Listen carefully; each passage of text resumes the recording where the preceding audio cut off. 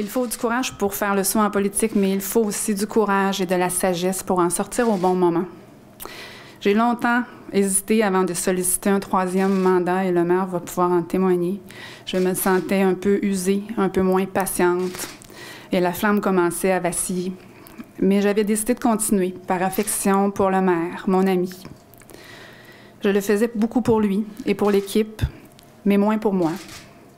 Je l'ai compris lors de mon accident, lorsque je me suis retrouvée sur le gazon devant mon auto, perte totale.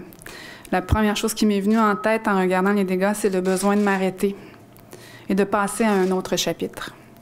La vie m'a forcée à me tourner vers l'intérieur et à me rendre à l'évidence que j'aspirais à autre chose. Pourquoi en suis-je venue à faire ce constat? Parce qu'à l'aube de mes 48 ans, c'est l'âge parfait pour relever de nouveaux défis.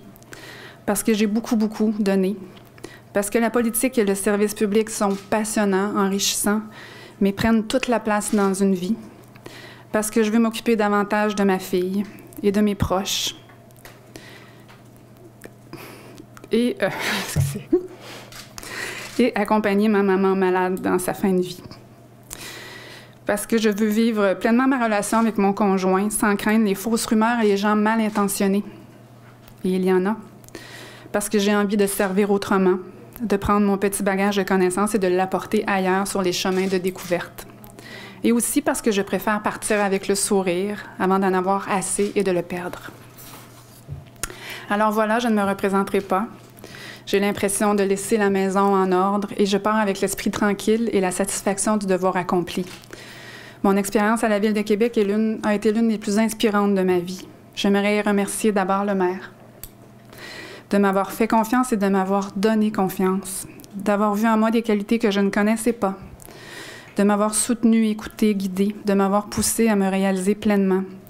Merci, Régis, pour ton amitié. Écoutez, je perds avant tout une amie, avant d'être une collègue. Elle avait accepté de se représenter parce que j'avais insisté.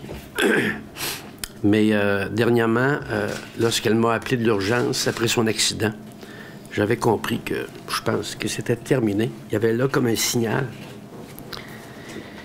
Et j'ai lâché prise à ce moment-là. Lorsqu'elle m'a raconté un peu ce qui se passait avec sa maman, etc., j'ai compris qu'elle prenait la bonne décision et je pense sincèrement qu'elle prend la bonne décision. Julie, on perd non seulement, moi je perds une amie, on perd une amie nous autres aussi, mais la Ville de Québec perd une femme sensible, brillante, rigoureuse et parfaitement honnête. Je veux vous dire que j'ai toujours eu beaucoup de respect pour Julie Lemieux. Je pense que c'était mutuel aussi entre elle et moi. Malgré tout, on avait un respect mutuel. C'est une femme qui a travaillé fort, c'est une femme intelligente, une femme respectable, travaillante, qui a donné le meilleur d'elle-même. Je lui souhaite le meilleur pour les années à venir. Je respecte son choix et puis je la remercie pour tout ce qu'elle a fait.